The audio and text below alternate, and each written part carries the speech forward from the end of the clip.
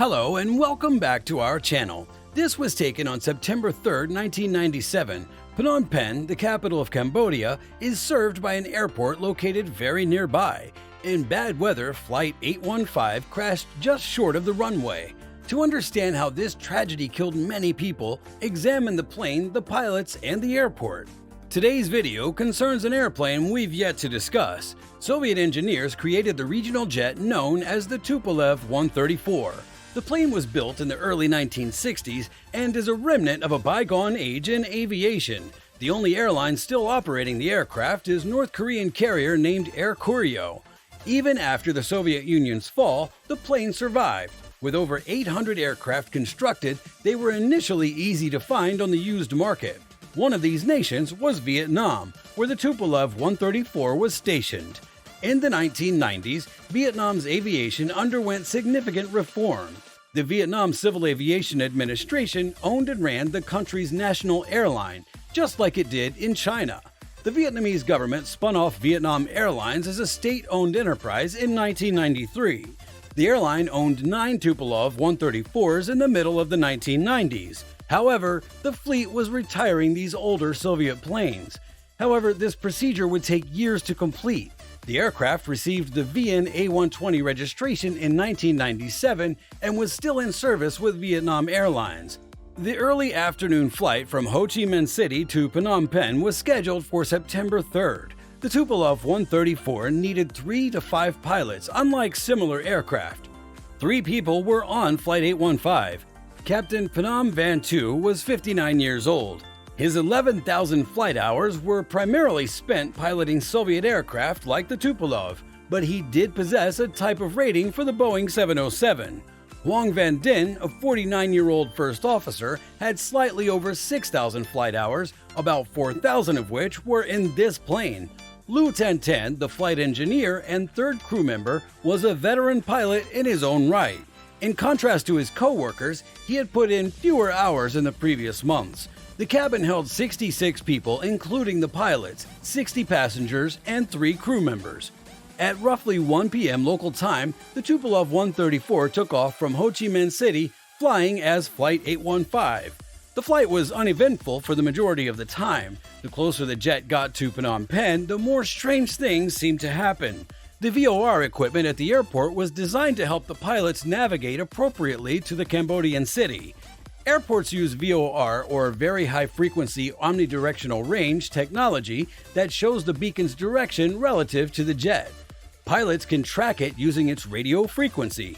Many countries are phasing out this antiquated technology. The DME, which measures distance, was also on this VOR. 2 months before the disaster, airport equipment was seized.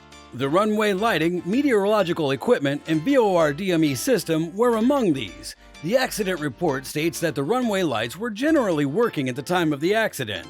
The airport and local government needed help to afford replacements. Pilots used even earlier non-directional beacons to navigate.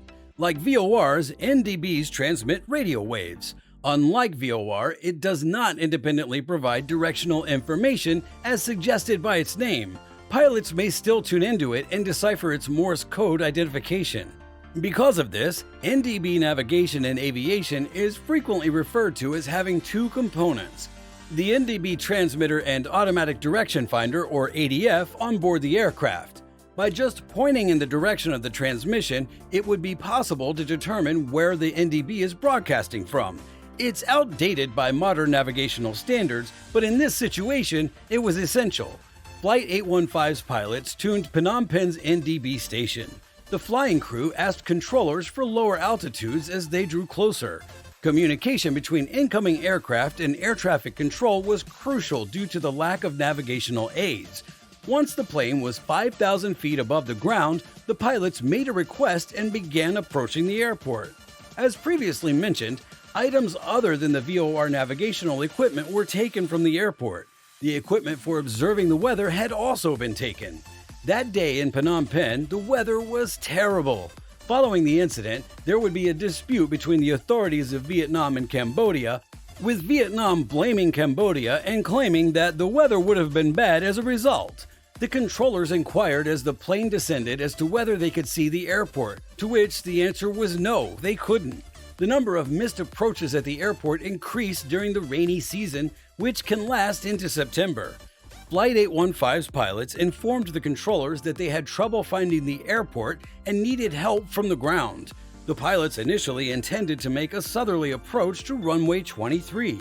However, according to air traffic control, runway 05, which faces northeast, was to be used. The last communication between the jet and the ground occurred after the pilots acknowledged this and that. Strangely, the controller's advice should have been taken into consideration. According to eyewitnesses, the jet was said to have been approaching from the east. At 2,000 feet, the plane was in the air.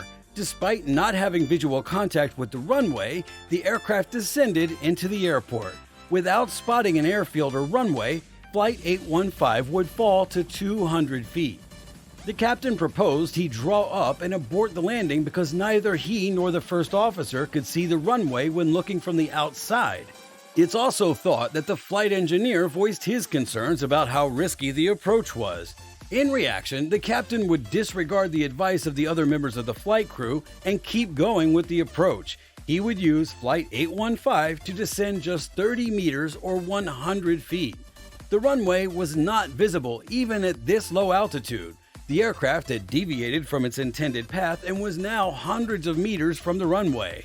First Officer Hoang Van Den requests the captain once more to take a missed approach into account. The first officer's words were spoken 4 seconds before calamity struck. At that point, the captain neglected to assess the circumstances and take corrective action. A palm tree was struck by the left wing of the aircraft just 14 meters above the ground. The collision also caused the left side engine to stop functioning.